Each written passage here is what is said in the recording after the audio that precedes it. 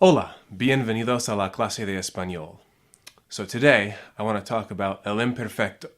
Hello? Can you put that down there? Thanks. Today I want to talk about el imperfecto, the imperfect tense in Spanish. We've spent a little bit of time reviewing el pretérito, which we remember as the past with completion. And when we get into the imperfecto, that's another past tense in Spanish. But if I try to think about a past without completion, I just get confused. So we're going to remember el imperfecto as the habitual past. And to think about what that means, I want to compare a memory that I have. One summer, un verano, yo remé en un lago con mi familia. So that's a completed action. That's a thing that happened that I remember one summer. On the other hand, the imperfect, the habitual past, is going to be used to express something that happened over and over again in the past. Like saying, de bebé, siempre abría mi boca.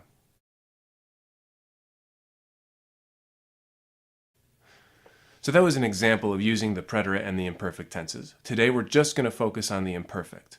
And the great thing about conjugating in the imperfect is that we don't have to learn a whole new set of vowels or anything to put at the endings of our verbs. As long as we know the present tense AR endings, we can conjugate in the imperfect. So if you remember present tense AR, we've got o, as, a, amos, ais, an.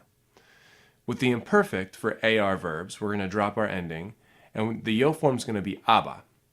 Now, once we get that aba, aba, we can just change that last vowel, that last thing after the ab, to match the present tense AR endings for the rest of the conjugation.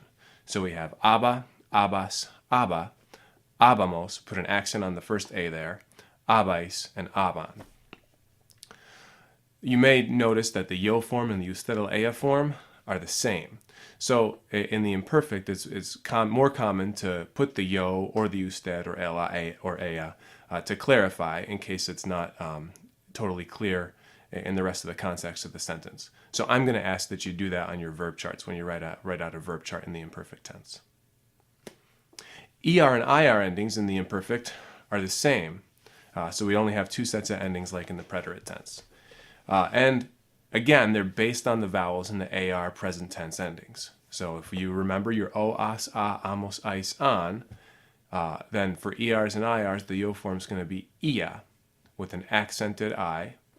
And then you're just going to change that last vowel, change the A there, to match present tense endings for the rest of the form. So ia, ias, ia, iamos, iais, ian. The first I is accented in all of those, so they have the extra syllable, or to add the syllable. And again, the yo and the usted el ea are the same, so I'm going to ask that you put the subject pronoun in those so that you can clarify that it's a yo ia or an usted ia, el ia, ea ia. So since the imperfecto is a past tense, it refers to the past. It's the habitual past. So when we use it, we're indicating that something happened over and over again, generally. Now there are a couple of things that the imperfect corresponds to in English. And these are expressions that we don't translate into Spanish, we just use the imperfect tense. So generally, if in English we'd say used to, we're going to use the imperfect. So if I wanted to say, I used to go camping with my family every summer, I just use the verb in the imperfect. Yo acampaba con mi familia todos los veranos. It also corresponds to using the word would when we're using would to express something in the past. So I could say, cada verano yo trepaba a los árboles, if I wanted to tell you that every summer I would climb trees. The last thing it kind of corresponds to in English is using a was or were plus an ing of the verb.